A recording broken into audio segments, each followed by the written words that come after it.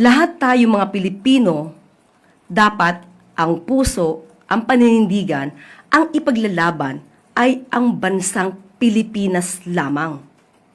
So kung kay Congressman Pulong Duterte ay pinag-uusapan ang loyalty ng Pilipinas, or rather ng mga Pilipino sa Pilipinas, lubhang katakataka, very alarming para sa isang katulad niya na mambabatas, na lubhang para nagpapakita na ang kanyang loyalty ay hindi solido sa Pilipinas. Si Defense Secretary Gibo Teodoro said elected officials who side with China's position on the West Philippine Sea should consider resigning because they swore to uphold the Constitution, Philippine laws, and the country's 2016 arbitral victory.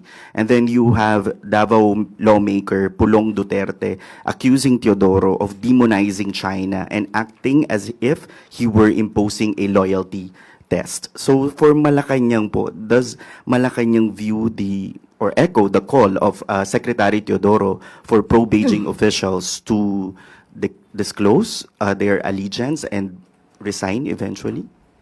Ang pinag-uusapan po natin dito ay mga Pilipino. Pilipino na ang dapat ang puso ay para sa Pilipinas lamang. Hindi pinag-uusapan dito ang loyalty. Lahat tayo mga Pilipino, dapat ang puso, ang paninindigan, ang ipaglalaban ay ang bansang Pilipinas lamang.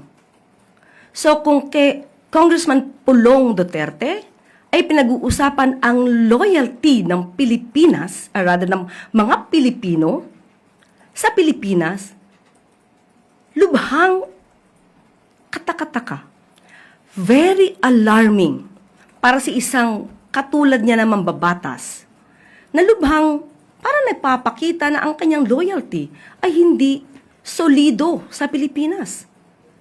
So wala tayong nakikita na mali. No? Ang Pangulo, ang administrasyon ay wala nakikita na mali sa tinuran ni Secretary Gibo Teodoro. Ito ay pagpapakita ng pagmamahal sa ating bansa. Ang sabi nga ng Pangulo, pagdating sa pagpaprotekta sa ating interes, kahit anuman ang ating kulay, kahit magkakaiba ang pananaw sa ibang issues, pero ang patungkol sa pagmamahal sa bansa, hindi ito pinag-uusapan. Huwag nating ang mga issues patungkol sa maging magandang relasyon sa bansang China ay iba sa issue ng pagprotekta sa ating interes. Totoo na meron tayong magandang relasyon sa China patungkol sa trade, investment, negosyo.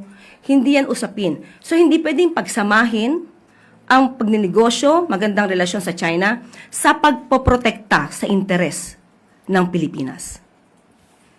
So ano po ang mensahe niyo, ma'am, to elected officials who might be echoing China's narrative as observed by defense officials?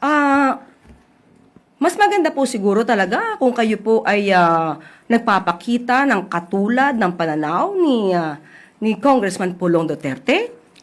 Mas magandang lumatad na sila para makita natin kung sino ba talaga ang totoong nagmamahal sa bansang Pilipinas. Follow-up, still on China, ma'am.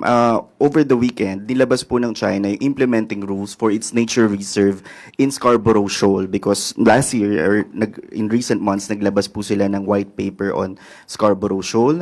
The rules indicate establishing routine patrols, legal penalties for violators, and requiring prior approval before activities are allowed into the nature reserve. How concerning is this for the Philippine government? Batas nila yan, pero meron tayong sariling batas.